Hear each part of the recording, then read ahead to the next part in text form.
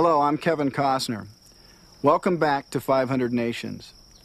Even before the colonies were established in the East, the European entrepreneurs of the New World started pushing west, testing the boundaries of this rich new land. What they discovered was the wealth of the Indian nations and the staggering abundance of their natural resources, the beautiful furs, the endless supply of deerskins. Indian people in turn saw that the goods the Europeans offered made life a lot easier. Metal axes, knives, copper kettles, and guns. And for a time, this simple arrangement worked. But very quickly, North America became an irresistible prize to the Europeans.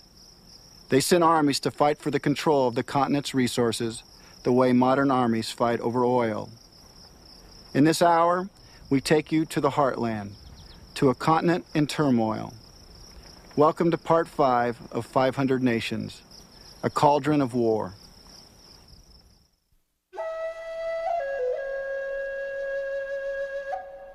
When the white man came here a stranger, he saw that the furs worn by our nations were valuable, and he showed to our ancestors many goods which he brought with him, and these were very tempting. The white man said, "Will you not sell the skins of your animals for the goods I bring?" Our ancestors replied, "We will buy your goods, and you will buy our furs." The whites proposed nothing more. Our ancestors acceded to nothing else. Potasha, Ojibwe. In the 1600s, French and English fur traders made deep inroads into the North American continent, where interior Indian nations hunted beaver, mink, fox, and other fur-bearing animals. For northern Indian nations, trading with Europeans was merely an expansion of a seasonal round that had been repeated for centuries. Winter was the traditional time for villages to disperse into smaller groups to hunt and trap from winter camps. Spring was the season when they came back together and resumed village life. Hunters returned home with their winter's take of pelts and welcomed trade.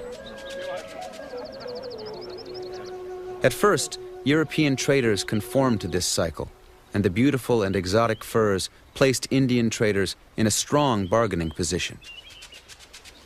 I heard my host, a Montagnais leader, say one day jokingly, "The beaver does everything perfectly well. It makes kettles, hatchets, swords, knives, bread. In short, it makes everything." He was making sport of us Europeans who have such a fondness for the skin of this animal. Nicholas Denis, fur trader. Fur trade was becoming central to the European economy. From beaver came felt, and when the felt hat came into fashion in Europe, the North Atlantic trade took on global proportions. It seemed like the European way of trading was to go out and try to outdo one another, who was going to have the most. And so our people were not like that with the other nations before the Europeans, but they soon caught on to be able to become wealthy that way. Increasing demand and higher prices forced the fur trade to change and, along with it, the very structure of Indian nations. Many Indian people found it more lucrative to trade than to pursue old economic activities. If you take a primitive tribe anywhere and present them with something that's going to make them live faster, have an easier life, they will take it. You know, the easy way. And by using the easy way, you're losing also your culture, because keeping your culture is not always easy. Young men broke away from their traditional community roles to pursue commercial hunting in order to obtain goods that could only be gained through trade.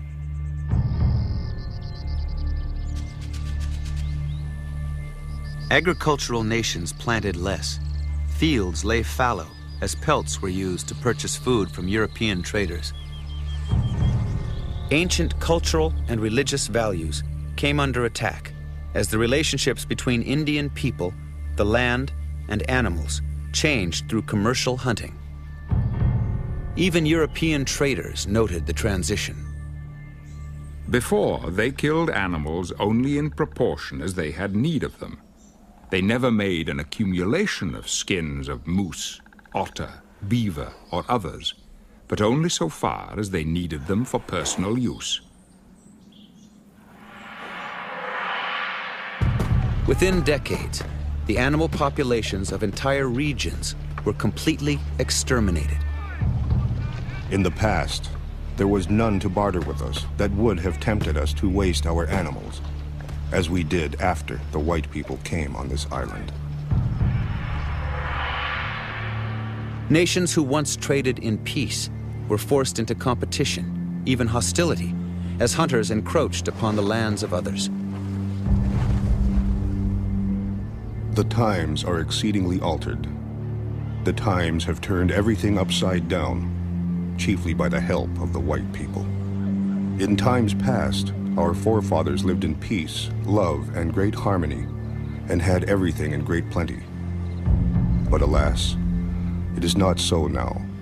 All our fishing, hunting, and fowling is entirely gone. Harry Quadwaquid, Monhegan. Adherence to traditional values was further eroded by the greatest of all scourges that flowed from trade: alcohol. A British trader observed, They do not call it drinking unless they become drunk. Immediately after taking everything with which they can injure themselves from the houses, the women carry it into the woods, where they go to hide with all their children. After that, the men have a fine time, beating, injuring, and killing one another. with each generation, alcohol cut deeper into the social fabric of Indian nations. In 1803 alone, 21,000 gallons of rum flowed into the interior. We are meant to deliberate upon what? Upon no less a subject than whether we shall or shall not be a people. The tyrant is no native to our soil, but is the pernicious liquid which our pretended white friends artfully introduced and so plentifully pours among us. Creek Speaker. Trade also brought a deadly killer that went unrecognized until the 20th century. Indian nations had long traditions in painting and paint making, and few pigments were as highly prized as red ochre. When European traders introduced brilliant red vermilion paint, it became widely used for facial and body decoration. But the paint was made from lead and mercury, hidden poisons that may have struck down thousands.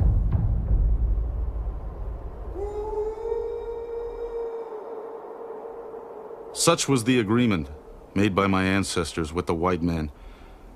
They hunted for the white man, and before many years the game grew scarce. And the benefits we derive from this agreement are these. Instead of using a stone to cut my wood, I used a sharp axe. Instead of being clothed in my own warm, ancient clothing, I used that which comes from across the big water. Instead of having plenty of food, I am always hungry.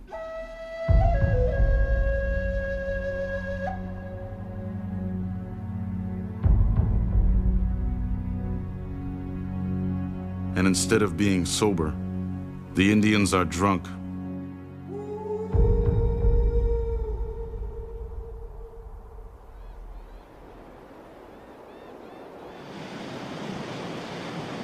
Along the South Atlantic coast, one small Indian nation would take their economic destiny into their own hands.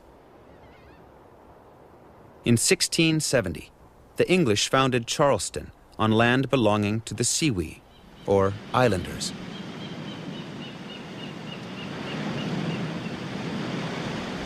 Charleston emerged as the economic heart of the southern colonies, built on a thriving trade in deer hides with the Siwi and neighboring nations. In the late 1600s, with the founding of Charleston, the whole economy revolved around the Indian trade. The men who lived along Goose Creek became the big traders who would go into the interior, trading with the Indians, trading all manner of manufactured goods and beads, but primarily to get deer skins, which were being used for all kinds of purposes. The financial success of the Charleston traders did not extend to their Indian suppliers, who typically received only 5% of what buyers in England paid for their hides. The Siwi were determined to be treated fairly. An English observer reported, "Seeing that the ships always came in at one place, made them very confident that that way was the exact road to England. And seeing so many ships come thence, they believed it could not be far." John Lawson, Surveyor General. The Siwi believed that by rowing to the distant point on the horizon where ships first appeared, they would be able to find their way to England. Once there, they could establish direct trade, eliminating the expensive middlemen. Preparations were secretly begun. It was agreed upon immediately to make an addition of their fleet by building more canoes, and those to be of the best sort and biggest size, as fit for their intended discovery. Some Indians were employed about making the canoes, others to hunting, everyone to the post he was most fit for. All endeavors tending towards an able fleet and cargo for Europe. John Lawson, Surveyor General.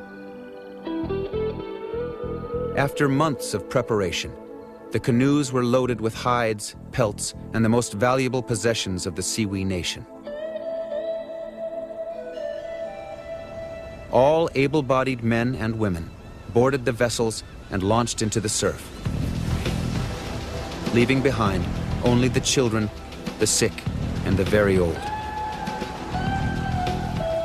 The Siwi nation had become a flotilla.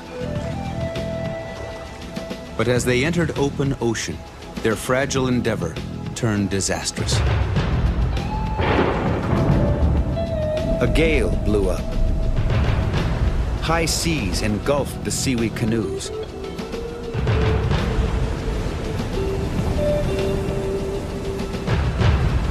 Those strong enough to survive were not the fortunate ones. They were rescued by a passing English slave ship, only to be delivered to the auction block in the West Indies. In an instant, the Siwi nation ceased to exist. Its people had become a commodity.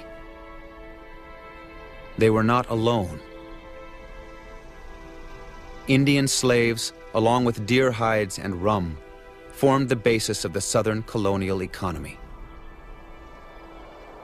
In Charleston, South Carolina, the slave trade really started with the selling of Indians, and everything that we see later with the African Americans who were sold there was going on in the 1600s and 1700s with the Indians. They would be brought into market, they would be put up on a block, they would be auctioned off. Many Indian slaves were kept for the home economy in the South, or shipped to New England. Most were sent to Barbados, the Bahamas, Jamaica, and other Caribbean outposts to work the sugar plantations.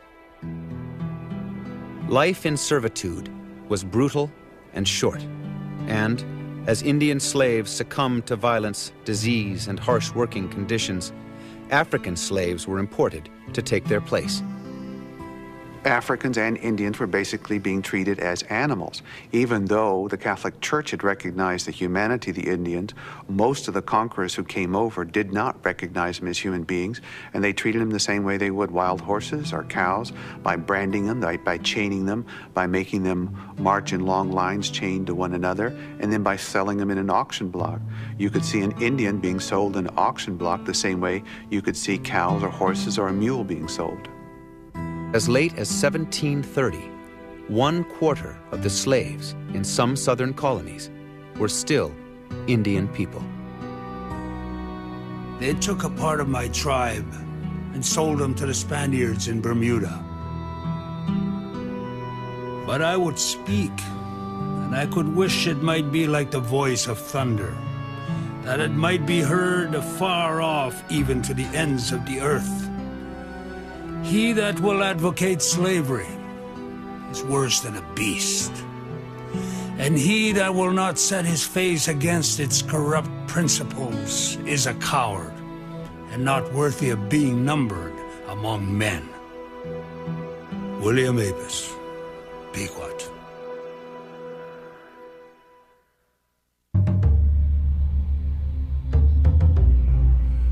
You British and the French are like the two edges of a pair of shears, and we are the cloth which is cut to pieces between them. Odawa. By the mid-1700s, the Indian nations of the eastern interior were surrounded by European powers. Spain controlled Florida. The English were pressing in from their colonies in the east, and the French were aggressively moving across the Great Lakes and along the Mississippi River. Spurred by the increasingly lucrative fur trade, along with valuable farmlands, North America was seen by the Europeans as a commercial prize. To win it, the French and English established military outposts throughout the interior to support their trading ventures and solidify their claims to the land. This idea of encroachment and land ownership and so forth was so foreign to us that we couldn't understand it. As individuals, we couldn't understand it. It was carving up our mother's breast. It was parceling out the land and the air above it to individual ownership. In 1754, France and England clashed for control over the continent in what would become known as the French and Indian War. From Europe, the American conflict was seen as a distant chess match for territory, power, and trade, with Indian nations mere fighting pawns. But in America, the interior Indian nations saw their homelands turned into violent battlegrounds. Why do not you and the French fight in the old country and on the sea? Why do you come to fight in our land? Shingas Lenape. Most Indian nations joined the war on the side of the French. We had a very close affinity to the French people. The reason is because they had no designs on our territory. They were not out to colonize. If they wanted to live with us, they married into the tribe, and they lived with us, and they were welcome. On the other hand, at the other end of the scale, the English are notorious for being colonists. They don't want the sun to set on the British Empire, so they want colonies everywhere. And this new world was no different. That's why they came. In 1760, after 6 years of war, the French shocked their Indian allies in the Ohio Valley and the western Great Lakes by abruptly withdrawing from the region. While the French continued to fight for other parts of the continent, here the English army moved into their abandoned forts unopposed. Englishmen, although you have conquered the French, you have not yet conquered us. We are not your slaves. These lakes, these woods and mountains were left to us by our ancestors. They are our inheritance, and we will part with them to none. One Odawa man, who had fought alongside the French, then watched them retreat, refused to abandon the struggle. His name was Pontiac. On the night he was born, there was snow and rain and winds. There was lightning and thunder, and there were shooting stars. And all of the phenomena that was taking place that night, the elders said that there was a great person being born. While many leaders saw the English as a threat to their nations, Pontiac saw the English as a threat to all Indian people. Nations had to put aside the past and unite in common purpose. Pontiac's vision would change the thinking of Indian leaders for generations. So what he did was to organize his own thoughts and then organize his own people and then other tribes got them together with what undoubtedly had to be great oratory and great diplomatic moves and skills to get people, some of whom were his bitter enemies, our tribe's bitter enemies. We fought the Hurons for hundreds of years. We fought the Shawnees. We fought many of these tribes. He went around and got them to become part of what's known as Pontiac's Confederacy.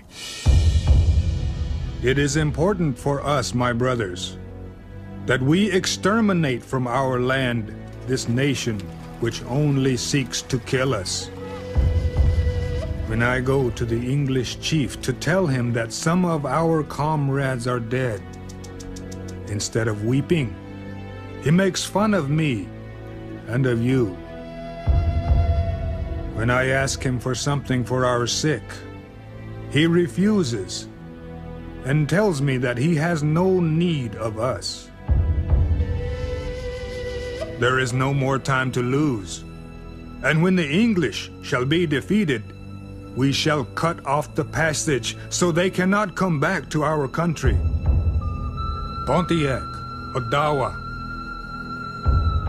Fighting men from the Anishinaabe, Miami, Seneca, Lenape, Shawnee, and other nations responded to his call. In May of 1763, Pontiac's rebellion erupted with the siege of Fort Detroit. Over the next 2 months, 9 of the 11 English forts in the region fell. Only Detroit and Fort Pitt remained in British hands, both under siege by Pontiac's alliance.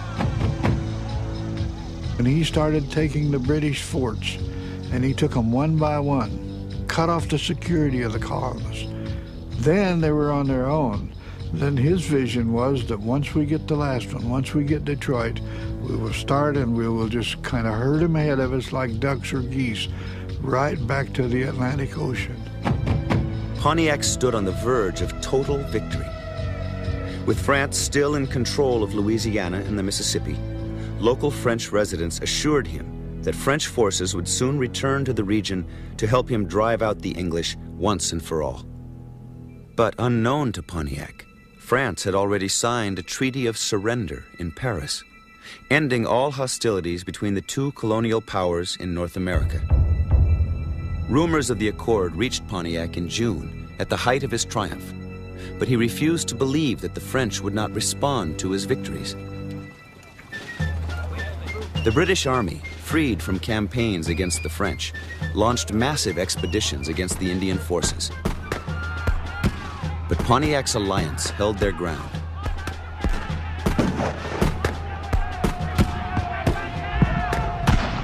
Increasingly desperate to prevail, British commander Geoffrey Amherst put a bounty on Pontiac's head, then proposed a sinister tactic, germ warfare. Could it not be contrived to send the smallpox among those disaffected tribes of Indians? We must, on this occasion, use every stratagem in our power to reduce them. You will do well to try to inoculate the Indians by means of blankets, to try to extirpate this execrable race. Shawnee, Lenape, and Ottawa were crippled by smallpox-infested blankets from Fort Pitt. Pretty soon burst out a terrible sickness among us. Lodge after lodge was totally vacated. Nothing but the dead bodies lying here and there in their lodges. Entire families being swept off with the ravages of this terrible disease. In October, confirmation of the French surrender reached Pontiac and his allies. The news was a decisive blow to the momentum of the rebellion. Now they knew that help would never come. Pontiac called off the siege of Detroit and retired with his people to their winter camps. The next spring, he tried to rally forces for another push against the English, but his efforts were ineffective. Many Indian nations were encouraged by English promises that settlements would never be allowed on their land. They were also anxious to normalize relations and to resume European trade.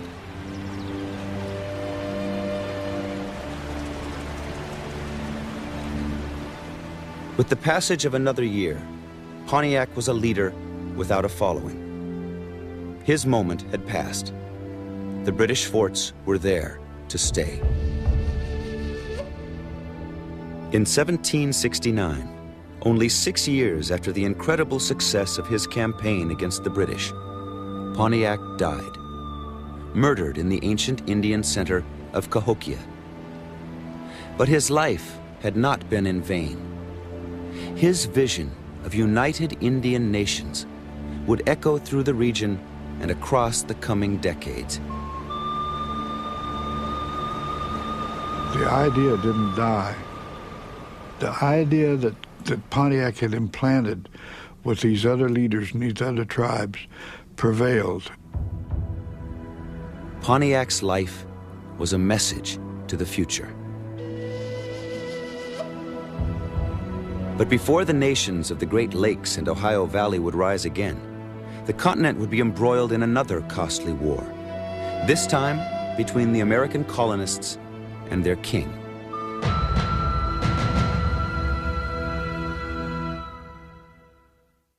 The Iroquois laugh when you talk to them of obedience to kings, for they cannot reconcile the idea of submission with the dignity of man. Each individual is a sovereign in his own mind, and as he conceives he derives his freedom from the Creator alone, he cannot be induced to acknowledge any other power. John Long, fur trader.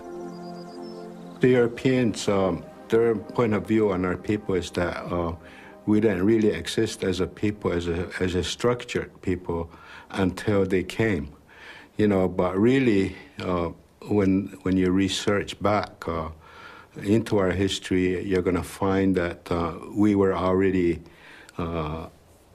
structured and with governments intact, and our whole way of life was already intact.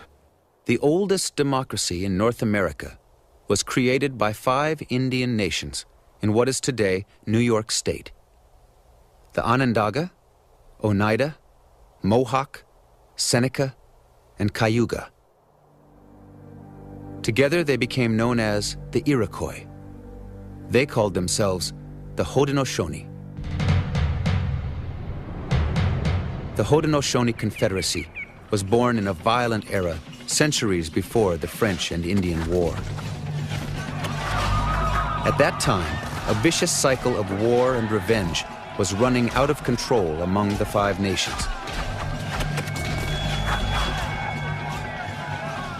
In the midst of the chaos, a visionary man from the Huron nation appeared. Rather than a war club and arrows, he carried teachings. He would be known as the Peacemaker. The Peacemaker proposed a set of laws by which people and nations could live in peace and unity. A system of self-rule guided by moral principles known as the Great Law. In all your acts, self-interest shall be cast away. Look and listen for the welfare of the whole people, and have always in view not only the present, but also the coming generations, the unborn of the future nation. When the great Peacemaker designed the Confederacy and its laws, he brought together 5 warring nations into one heart, one body, one mind, and he symbolized it by using 5 arrows when he bound it together to make it a strong union. He said when you pull one arrow out, it's easily broken. He broke one in half in front of them just to show them. And so he told them, he said, if you all stick together in union, then you will never be broken. The first wampum belt was created to symbolize the Great Law. The image embodied the dream that became a reality. 5 nations, independent, but joined together as one. The Great Law was both a set of moral teachings and a concrete plan for a democratic union built around the social structures of the nations. Each nation had long been organized into clans, which served as extended families. Clans lived together in longhouses, which were owned by the women of the clans. Up to 200 feet in length, longhouses sheltered as many as a dozen families, with private areas and shared fires. They were a place of security, a warm refuge against harsh winters. Clan membership passed from mother to child. When a child came of age, they would marry into another clan. In this way, the entire nation was woven into one greater family. From this clan structure, the Haudenosaunee built a representative democracy. The women of each clan would appoint one man as clan chief. In this way, leadership would rise through trust rather than conquest. The clan chiefs of each of the 5 nations gathered at the Haudenosaunee capital of Onondaga to form the Grand Council. Governing from the heart of their territory, the Grand Council envisioned all 5 nations as sheltered by a giant longhouse stretching 250 miles. The longhouse's central aisle was the Haudenosaunee Trail, the principal line of communication between the members of the League. The eastern door of the domain was guarded by the Mohawk. The Seneca watched the door to the west, and the Onondaga were the center, the keepers of the fire. The Democratic Confederacy, envisioned by the peacemaker, preserved peace for centuries. When the Europeans arrived in the territory of the Haudenosaunee in the early 1600s, the process or protocol that the peacemaker had given to us was in place. So we were able to deal with those Europeans on a political basis. In 1754, Benjamin Franklin attended a conference with the Haudenosaunee in Albany, New York. He came away inspired by the successful model of independent states united under one rule of law. Soon after, he would propose a similar union of colonies. 22 years later, these United States would declare their independence from England. In that year, 1776, events swirled toward the American Revolution. 10,000 strong and strategically located between the colonies and the British in Canada, the Haudenosaunee were seen as a key to victory. British and American diplomats met repeatedly with representatives of the Grand Council, trying to pull the Indian nations to their side. But the Grand Council, guided by the principles of peace laid down by the Great Law, declared their neutrality. Although they would not ally with either power, in a diplomatic gesture, a delegation from the Grand Council traveled to Philadelphia. There, the Haudenosaunee, the oldest democracy in North America, officially recognized the fledgling American government. The delegation had been lodged in Independence Hall, above the chamber of the Continental Congress, where representatives were drafting the Declaration of Independence. During that same critical summer of 1776, a young Mohawk named Joseph Brant returned from England. A protege of the British agent for Indian Affairs, Sir William Johnson, Brant's family had long-standing ties to the British. Traveling among the Haudenosaunee nations, Brant passionately argued for an alliance with the British as their only hope to prevent being overrun by the Americans. He started to go amongst the nations of the Mohawks, the Oneidas, the Onondagas, Cayugas, and Senecas, trying to entice the young men to go on the side of the British. In an act that threatened the very existence of the Confederacy, Joseph Brant, in open defiance of the Grand Council, called a meeting in the summer of 1777 to argue the British case. Blacksnake, a young Haudenosaunee man from the Seneca Nation, listened closely. Brant came forward and said that if we did nothing for the British, there would be no peace for us. Our throats would be cut by the Redcoat man or by America. That we should go and join the Father. This is the way for us. Black Snake's uncle, a respected Seneca leader named Corn Planter, rose to challenge Brant. Corn Planter was a veteran of the French and Indian Wars and had participated in the critical council decisions of his time. He wanted no part of a war that was not his to fight. You must all mark and listen to what I have to say. War is war. Death is death. A fight is a hard business. Here America says not to lift our hands against either party. I move, therefore, to wait a little while to hear more consultation between the two parties. Let the British say everything he is going to say to us. We then can see clear where we are going and not be deceived. Corn Planter, Seneca. In shocked disbelief, Black Snake and the others watched as Brant rose to his feet.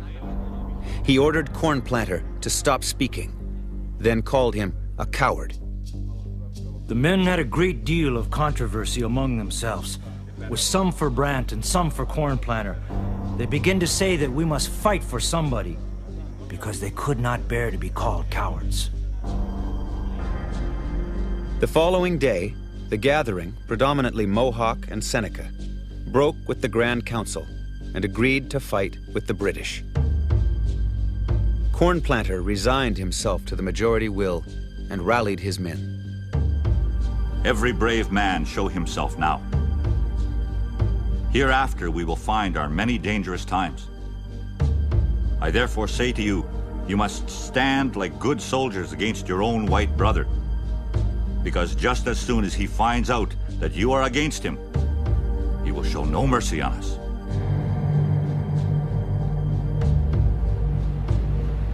But as factions broke from the Grand Council, not all joined the British.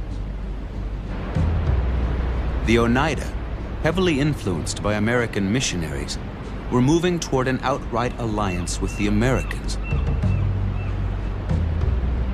The horror of civil war loomed over the Confederacy.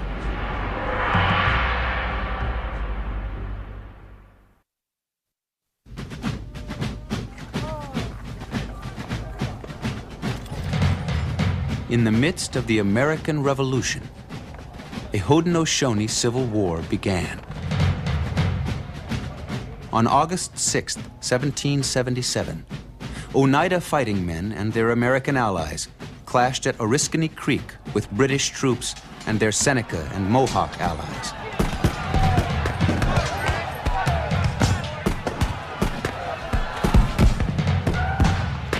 At day's end, hundreds lay dead on the battlefield.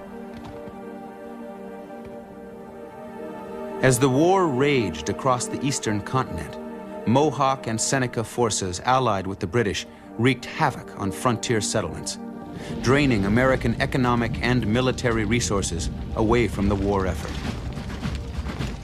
In retaliation, George Washington sent an army against the Haudenosaunee capital at Onondaga. One nation still clinging tenaciously to neutrality. After Washington's army ransacked the capital, the Onondaga also plunged angrily into the war on the side of the British.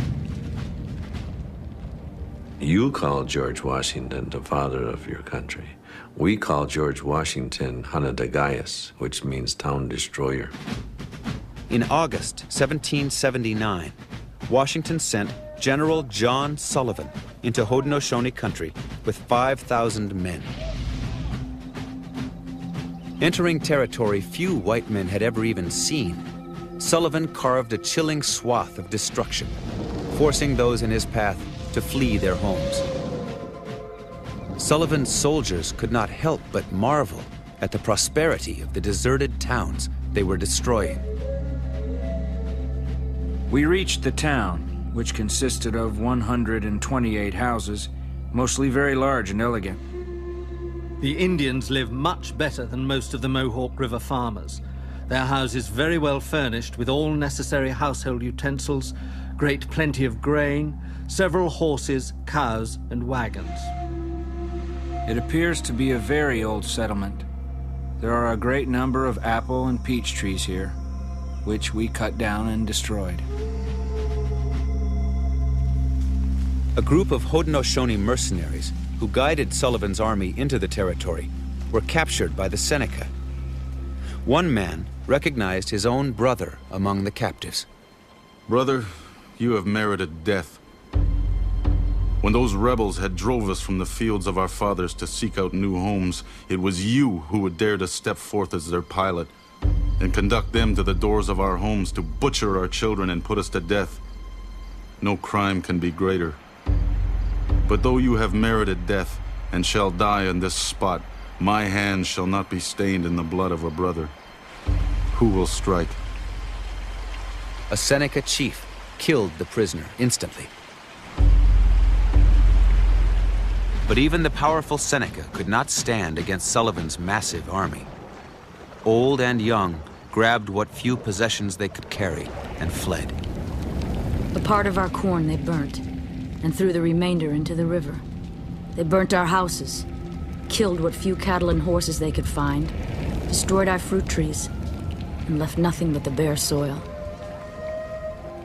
What were our feelings when we found that there was not a mouthful of any kind of sustenance left? Not even enough to keep a child one day from perishing with hunger. Dickawamis, Seneca. In retaliation for the American destruction of Onondaga, Mohawk, Seneca, and Cayuga villages, Joseph Brant attacked the Oneida and neighboring Tuscarora, allies of the Americans. In the end, all of the 5 nations were ravaged. Out of scores of Haudenosaunee towns, only 2 survived unscathed. And it was already fall, with no way to replace the lost crops. The tragedy heightened with the coming of winter. It was the coldest in memory. Snow fell 5 feet deep. Many homeless Haudenosaunee died of hunger, cold, and disease.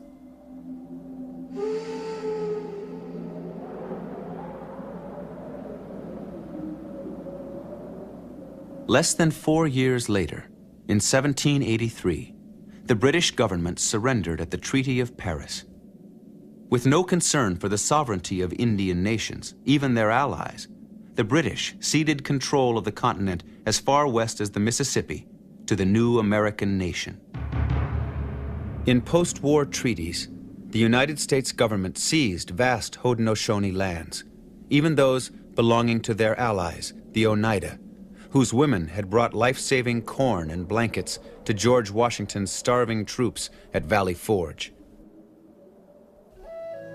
But the 5 nations of the Haudenosaunee would heal the wounds of civil war and remain defiant. In 1790, they forced concessions from the United States at the Treaty of Canandaigua, which allowed them to keep their core homelands. The Haudenosaunee would survive and rebuild, drawn together by the Great Law and their Grand Council. A union that endures to this day. If the Haudenosaunee was destroyed at the Revolutionary War, then why am I sitting here? We were not destroyed. Our council fires still remained. Our council fires has remained all of these years. And the history and the culture of the Haudenosaunee, its political and spiritual structure is still intact.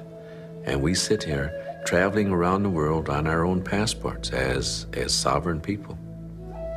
We were not destroyed by the Revolutionary War.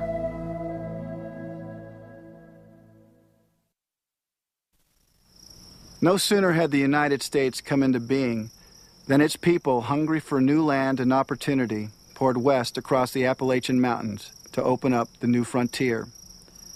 But imagine the movement as the Indian people must have seen it. This was their home, where their ancestors were buried, where they were raising their children. They had already experienced the disruptions of trade, alcohol, missionaries, disease, and war.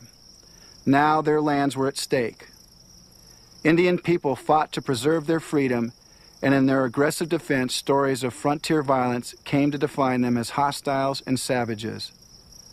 Armed with this distorted image, the same cycle that had dispossessed the Indian nations of the East was underway again. We begin Part 6 in the Ohio River Valley, where in the atmosphere of frontier chaos, one of the great leaders of North America would emerge with a message of hope. His name was Tecumseh, and he would try to change the course of history.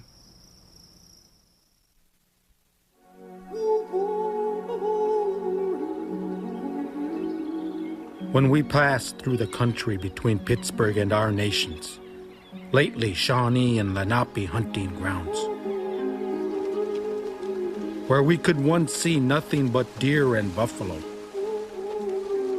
we found the country thickly inhabited and the people under arms.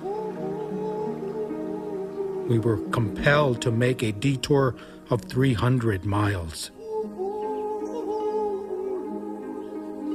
We saw large numbers of white men in forts and fortifications around Salt Springs and buffalo grounds. Cornstalk, Shawnee. In the aftermath of the American Revolution, the lands of the powerful Haudenosaunee nations were shrunk to little more than reservation islands. The front lines of the invasion moved west to the nations of the Ohio Valley, the Lenape, Shawnee, Miami, and others. Settlers flooded west, many of them Revolutionary War veterans paid with land grants by the government left bankrupt from the war. Supported by the new United States, they came prepared to fight for the land. The people of our frontier carry on private expeditions against the Indians and kill them whenever they meet them. And I do not believe there is a jury in all Kentucky who would punish a man for it. John Hamtramck, Major, United States Army. Over the next 20 years, through a series of battles and dubious treaties, the new United States laid claim to Indian lands on the frontier. Vast tracts were ceded to white settlement, including the future sites of Detroit, Toledo, Peoria, and Chicago. My heart is a stone, heavy with sadness for my people, cold with the knowledge that no treaty will keep whites out of our lands, hard with the determination to resist as long as I live and breathe. Blue Jacket, Shawnee.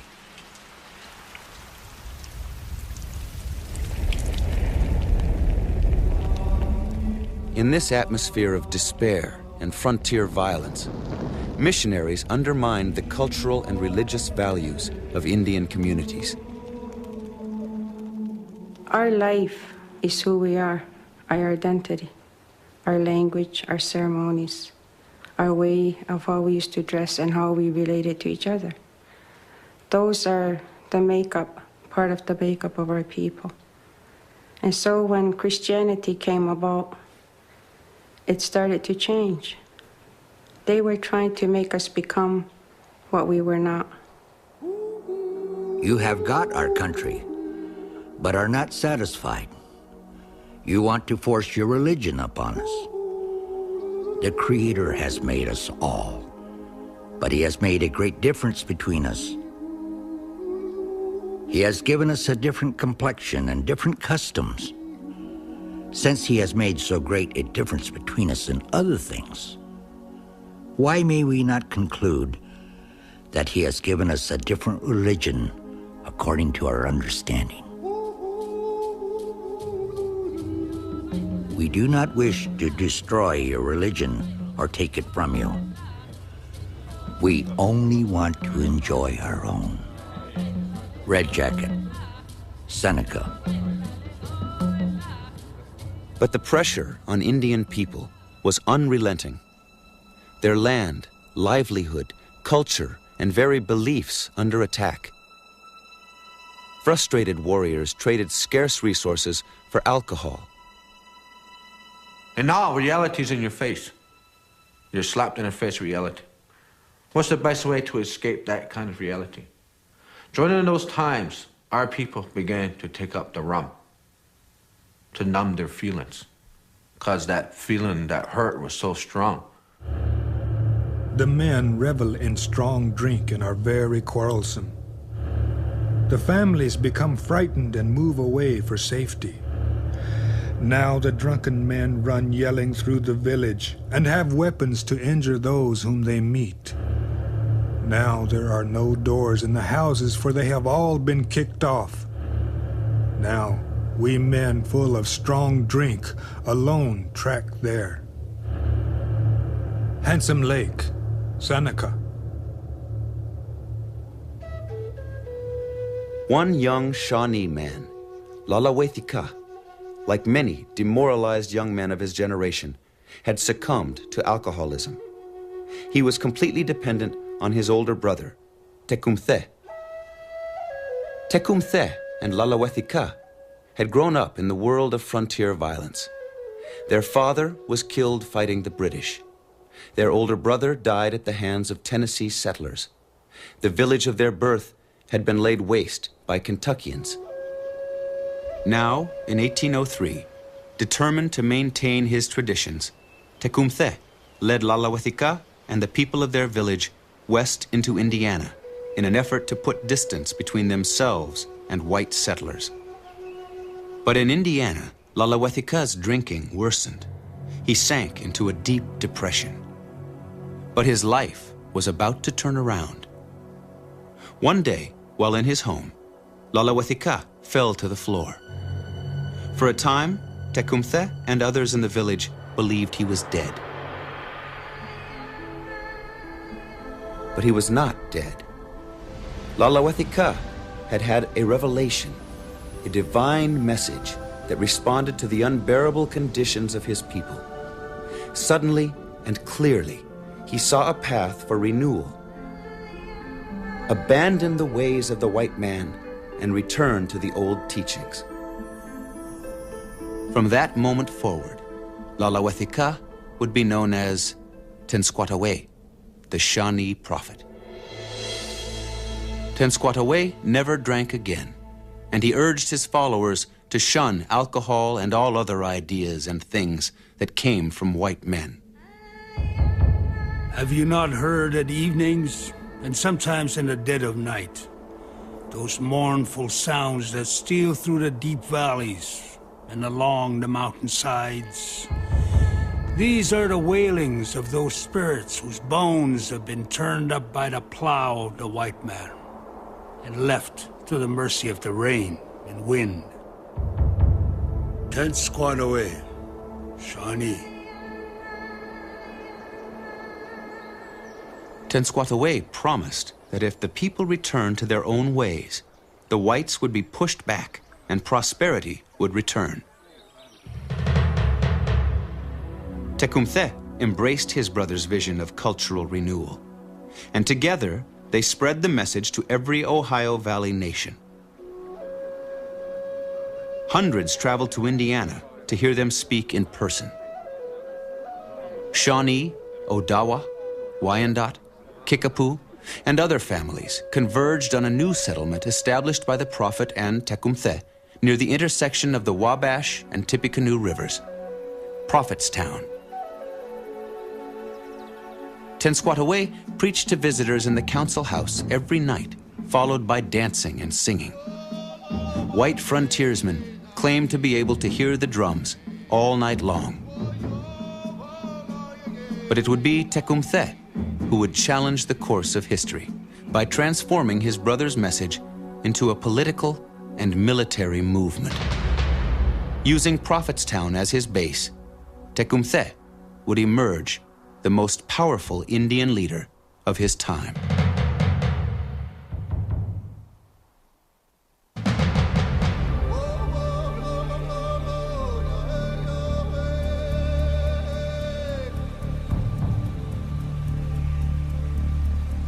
Brothers, we are friends.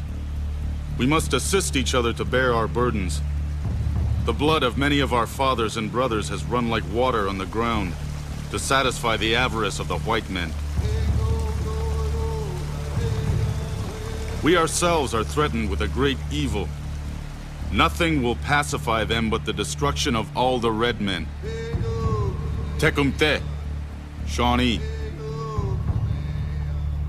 In 1808, while the Shawnee prophet, Tenskwatawa, preached cultural renaissance at Prophetstown, his brother, Tecumseh, traveled throughout the territory spreading the prophet's message, along with a political and military vision of his own. The whites have driven us from the sea to the lakes. We can go no farther. The only way to stop this evil is for us to unite in claiming a common and equal right in the land, as it was at first and should be now. For it was never divided, but belongs to all.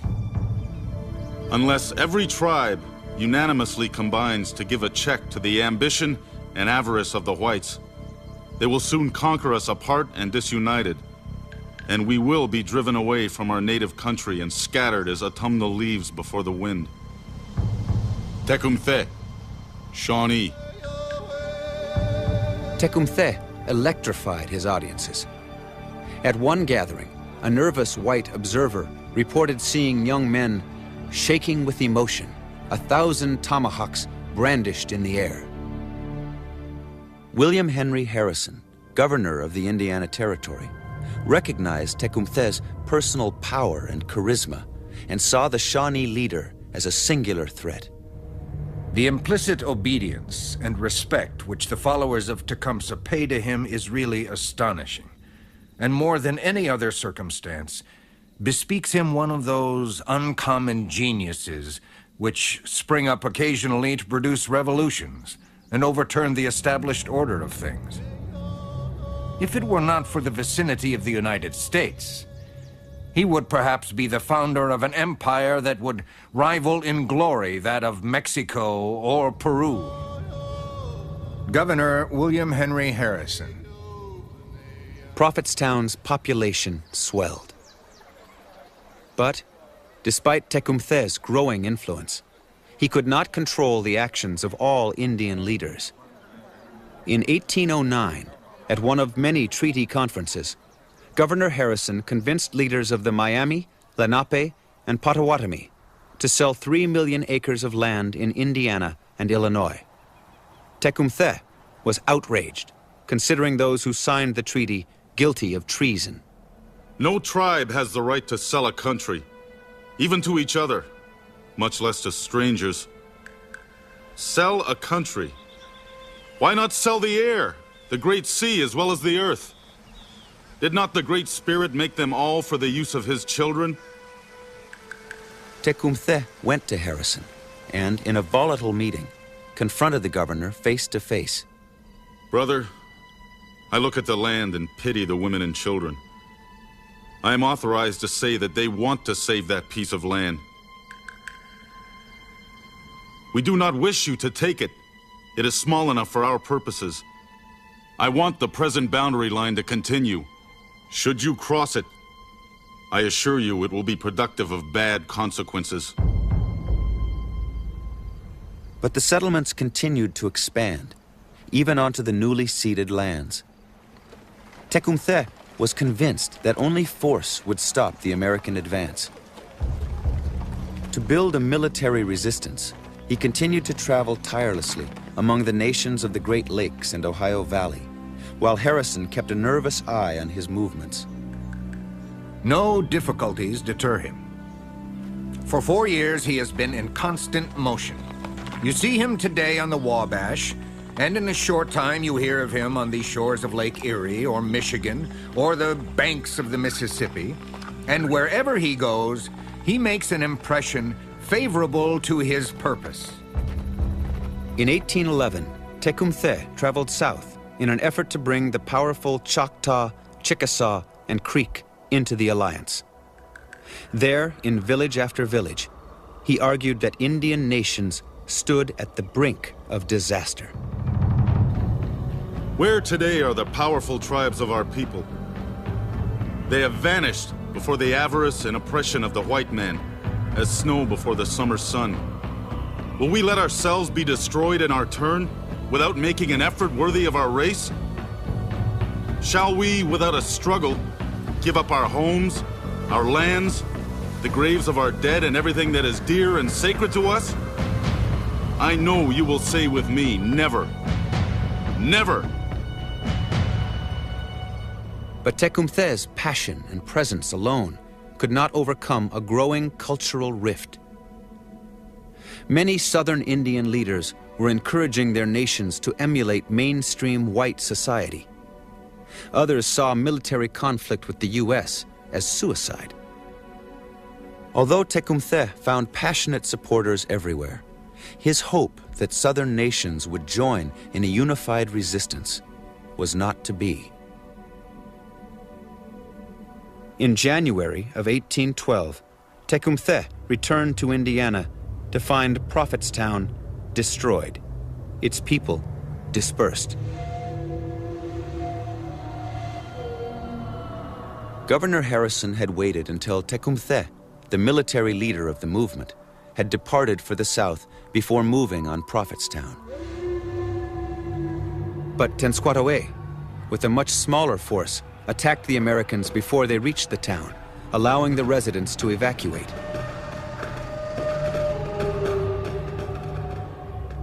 The following day, Harrison entered the deserted town on the Tippecanoe River and burned it to the ground. Although his army suffered twice the casualties of the Indian force, Harrison claimed a victory that would eventually propel him to the presidency. Despite the loss of Prophetstown, Tecumseh and the Prophet began immediately to rebuild their movement. Then the War of 1812 broke out between the British and United States. Suddenly there was a new opportunity to push back the Americans through an alliance with the British. The two brothers moved north to Canada with 1,000 men. There they were joined by allies from throughout the Ohio Valley and Great Lakes. After years of tireless effort, Tecumseh's unified resistance was now a reality. The British and Indian force laid siege to the fort at Detroit, quickly forcing its surrender. American forts fell at Mackinac and Dearborn. In January of 1813, Tecumseh and his allies forced the surrender of the Americans at Frenchtown. Tecumseh hoped to push the campaign into the Ohio Valley. But the following May, British and Indian forces suffered their first defeat. Then, during the summer, the war began to turn against them. And Tecumseh could see the British will failing. He confronted the British commander, General Proctor. You always told us that you would never draw your foot off British ground. But now we see you are drawing back. We are very much astonished to see you tying up everything and preparing to run away, without letting us know what your intentions are. Without informing their Indian allies, the British made plans to abandon Detroit as a large American force approached. At the head of the American army rode the man who destroyed Prophetstown, Governor William Henry Harrison. Tecumseh demanded that General Proctor make a stand. Listen, we wish to remain here and fight our enemy. You have got the arms and ammunition. If you have an idea of going away, give them to us, and you may go and welcome. As for us, our lives are in the hands of the Creator. We are determined to defend our lands, and if it be His will, we wish to leave our bones upon them. Tecumseh, Shawnee. Faced with Harrison's 3,000-man army, Tecumseh was forced to fall back with the British 80 miles.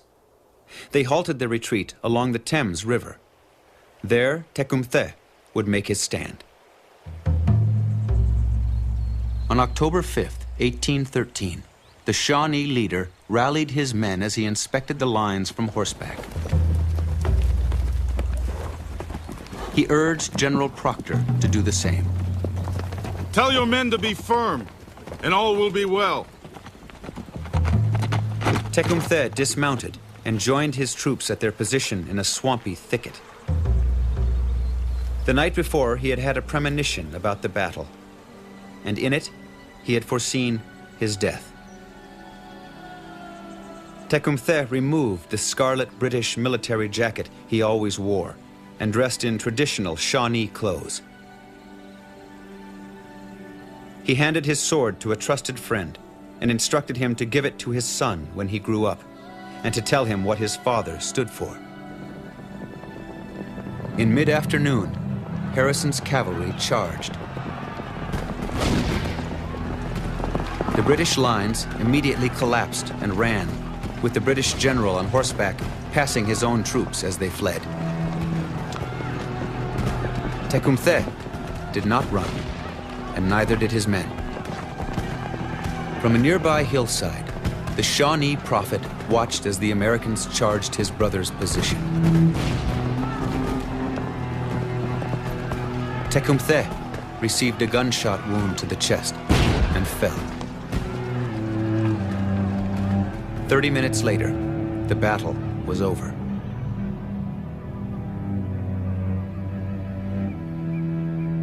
For the Ohio Valley nations, the eventual British defeat in the War of 1812 would simply underscore the tragic loss of Tecumseh. In the years before the war, he had traveled the Indian roads stretching in every direction from Prophetstown. In every village, his warning had been the same. The Americans will not stop until they have taken all our land. Tecumseh had seen the future.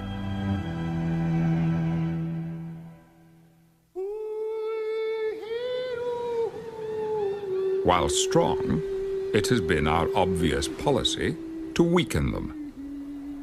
Now that they are weak and harmless and most of their lands fallen into our hands, they must be taught to improve their condition. William Clark, Superintendent of Indian Affairs. For decades, federal agents and Christian missionaries had pressured Indian nations to abandon their traditions and assimilate into white society. The policy, promoted by Thomas Jefferson and others after him, advocated intermarriage, religious conversion, and financial incentives to turn Indian people into Americanized farmers. In the South, U.S. policy was succeeding. Traditionals had been eliminated as a serious military threat, and American culture was spreading. The large southern nations, the Cherokee, Choctaw, Chickasaw, Creek, and Seminole, came to be known as the 5 civilized tribes. To the Americans, the most civilized of these were the Cherokee. We call ourselves Aniyawiya, which is translated into the principal people. When the Creator made the world, He created these beautiful mountains here in the Smokies. And He needed someone to live here, someone who would take care of what He'd made and what He gave to us. And so He chose the Cherokee people. The ancient Cherokee nation flourished in and around the Great Smoky Mountains, building their capital of Echota in the foothills southwest of present-day Knoxville, Tennessee. Echota was a peace town where no one could be harmed. But with each passing generation, there were fewer and fewer who clung to the traditional Cherokee lifeway. Many Cherokee became successful, modeling themselves after their American neighbors, living in 2-story houses on plantations, raising European crops, owning slaves, and educating their children in American schools. In 1817, a new national council formed, with wealthy landowner John Ross as its principal elected chief. The centuries-old clan-based government was replaced with a republican state modeled after the American system. Echota, the venerated Cherokee peace town, was replaced as seat of government by New Echota in Georgia. In 1821, a man named Sequoyah completed an alphabet that committed the Cherokee language to writing. Soon they had their own newspaper, the Cherokee Phoenix.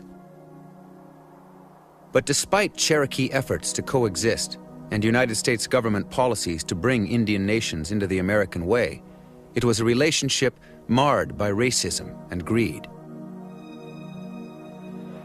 In the middle of a booming slave economy built around cotton, demand for land was growing. And the southern Indian nations still controlled vast areas. In 1828, Andrew Jackson, like William Henry Harrison, used his reputation as an Indian fighter to propel himself to the presidency. Greed usually is a thing that makes people do things they wouldn't do otherwise. Gold was discovered down in Georgia. Hundreds of miners illegally swarmed across the Cherokee border to lay claim to the vein. The Cherokee turned to the United States for protection. But President Jackson, himself a land speculator, removed federal troops from the area, telling Georgia officials, "Build a fire under the Cherokee. When it gets hot enough, they'll move." The greed of the white man grew, and the first thing that came into his mind was, we must obtain this land at any cost. And that idea of the removal started there. For the Indian people who believed their salvation lay in emulating American society, the most bitter betrayal came on May 28, 1830. Under Jackson's advocacy, the Indian Removal Act was passed. Nations east of the Mississippi were to give up their homelands forever and move to a special Indian territory in Oklahoma. The Americans said the land shall be yours forever. Now they say the land you live on is not yours. Go beyond the Mississippi. There is game. There you may remain while the grass grows and the water runs. Brothers, will not our great father come there also? Speckled Snake Creek. At New Echota, Cherokee leaders felt deeply betrayed. Principal Chief John Ross and wealthy Cherokee landholder Major Ridge both had fought alongside President Jackson in a war against traditional factions of the Creek Nation. Meeting in violation of Georgia state law, the Cherokee Council vehemently opposed removal and reminded the nation of their law that carried the death penalty for anyone who sold Cherokee lands without authorization.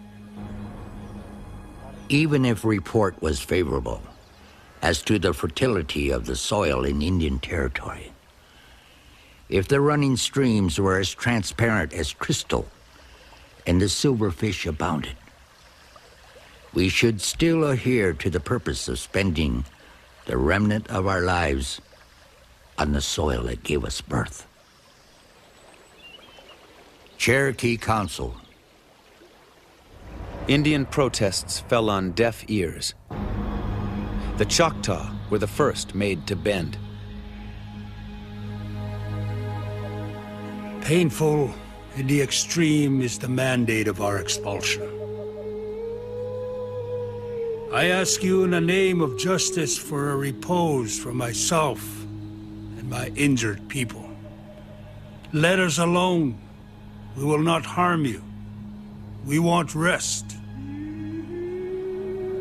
We hope, in the name of justice, that another outrage may never be committed against us, and that we may, for the future, not be driven about as beasts who benefit from a change of pasture.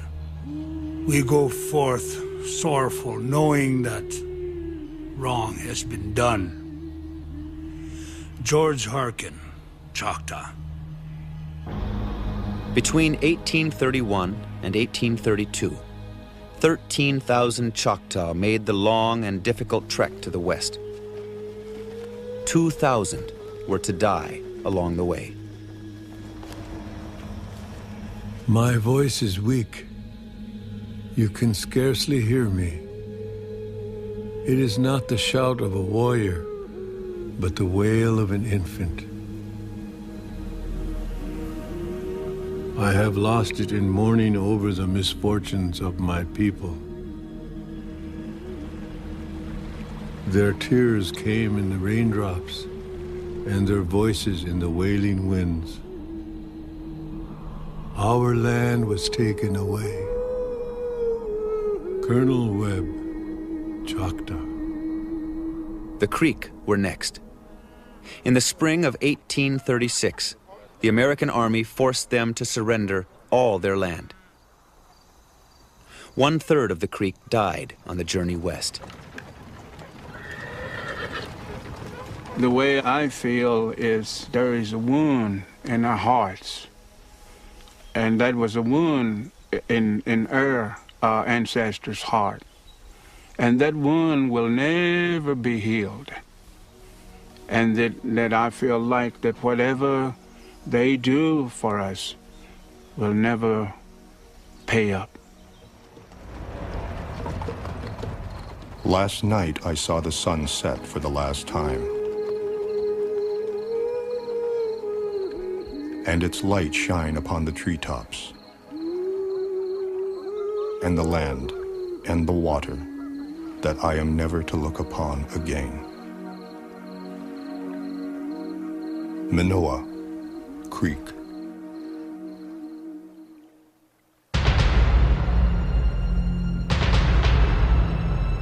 Every year, from 1830 to 1838, Cherokee Principal Chief John Ross visited Washington, attempting to forestall removal.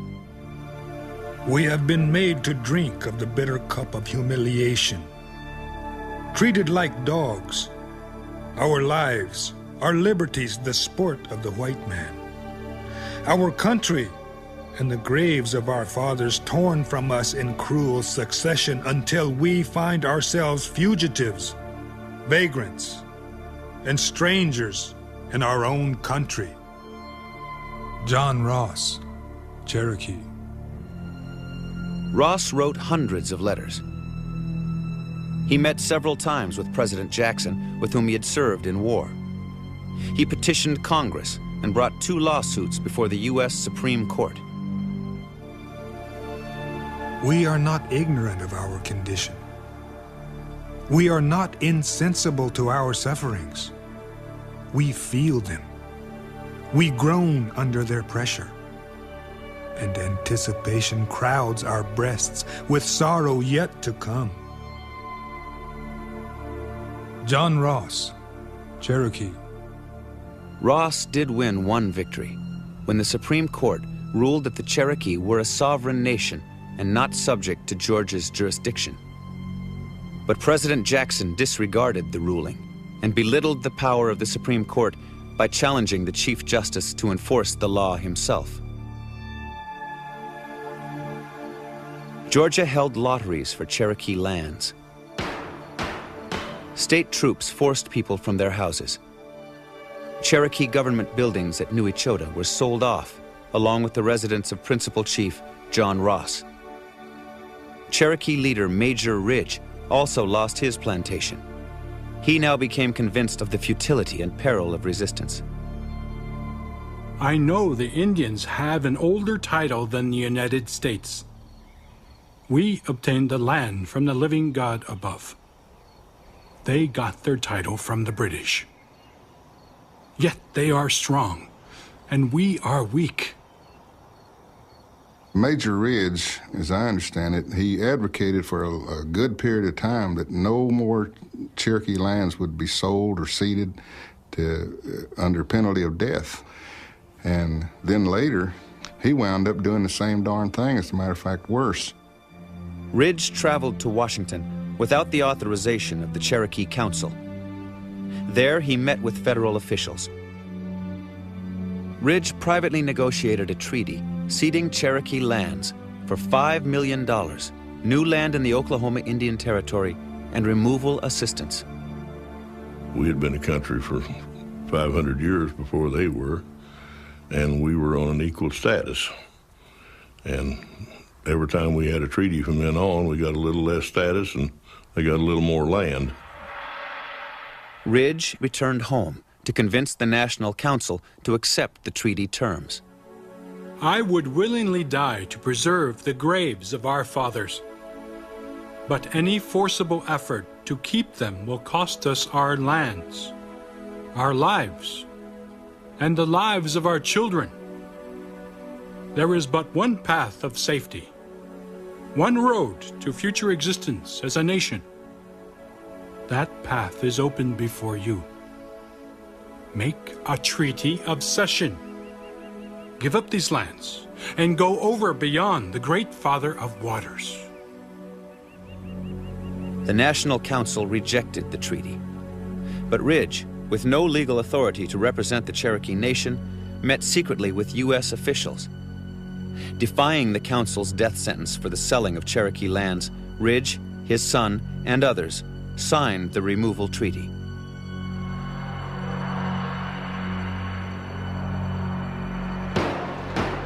On May 17, 1836, the U.S. Senate ratified the treaty by a single vote. The Cherokee Nation was given 2 years to move west. In that time, Ridge and 2,000 Cherokee emigrated to Oklahoma, while the vast majority of the nation ignored the illegal treaty and remained on their lands.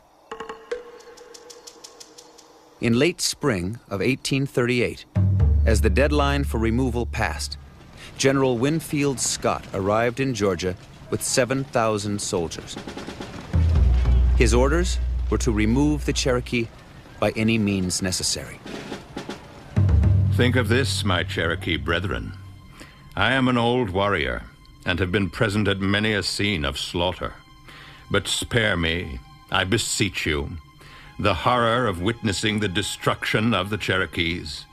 Do not even wait for the close approach of the troops. General Winfield Scott. Thousands of Cherokee were rounded up at bayonet point, unable to carry with them anything but the most necessary belongings, then held in stockades to await removal. My great-great-grandmother, when they came to take them away, they drove them out of the house, didn't even let the kids get their shoes or anything. They were sitting down at dinner, and they got outside, and they were kind of roughing her around. And my great-great-grandfather kind of fought back.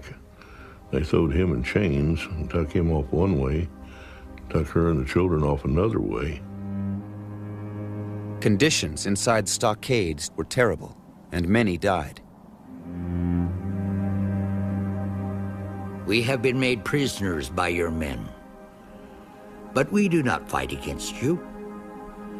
We have never done you any harm. We are Indians. We have hearts that feel. We do not want to die. We are in trouble, sir. Our hearts are very heavy, very heavy. We cannot make talk. Cherokee Council. 16,000 Cherokee were removed from their homeland. Principal Chief John Ross left with his family on the last convoy. His wife, along with 1/4 of the nation, would die on the forced exodus that would be known as the Trail of Tears. The non-Indian people who came here did not view the Cherokee people as human beings, which made it easy to dishonor and desecrate these people. People sometimes say I look like I never smile.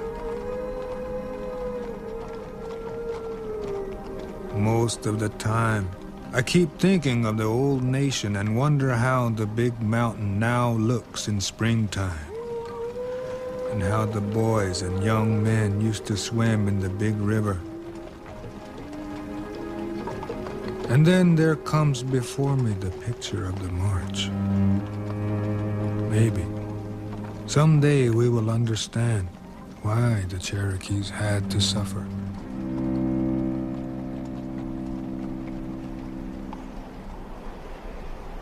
While the body of the nation was forced west, several hundred Cherokee evaded Scott's men and retreated to the deep recesses of the Smoky Mountains.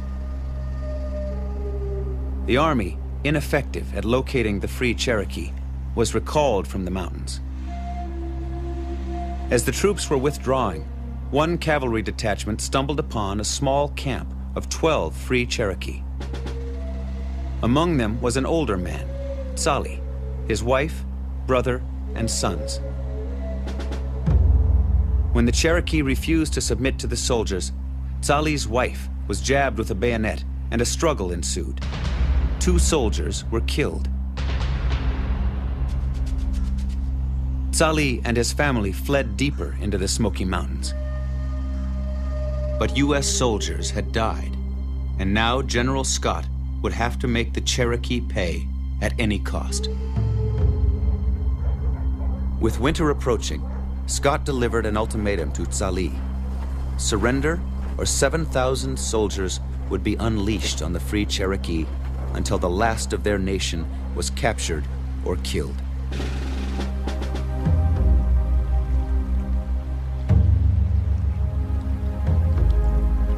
Tsali made a fateful decision.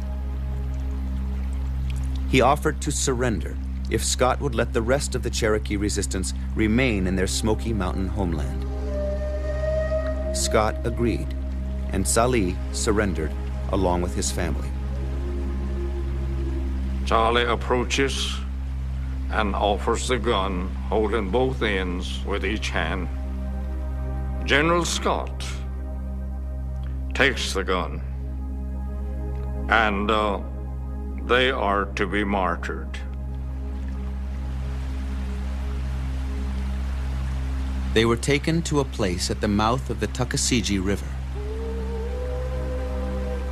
There, Tsali, his brother, and his 2 oldest sons would be executed by firing squad. Tied to a tree, awaiting death, Tsali had a last request of a friend. Utsila, there's one favor I wish to ask at your hands. You know I have a little boy who is lost among the mountains.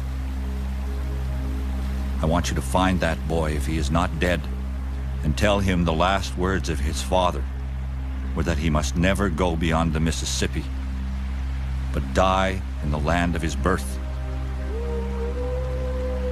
It is sweet to die in one's native land and be buried by the margins of one's native stream. On November 25th, 1838, Tsali died for the freedom of the Eastern Cherokee people.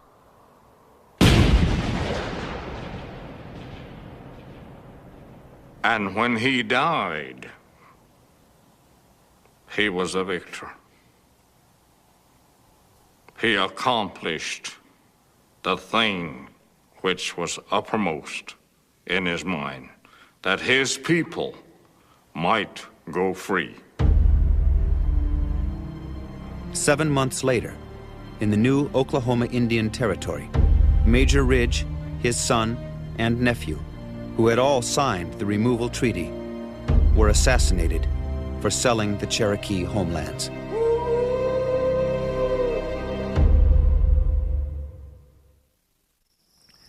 Our next program moves west to the Great Plains and the famous horse culture that has come to define the First Nations of this continent throughout the world. Join us when 500 Nations returns with Struggle for the West.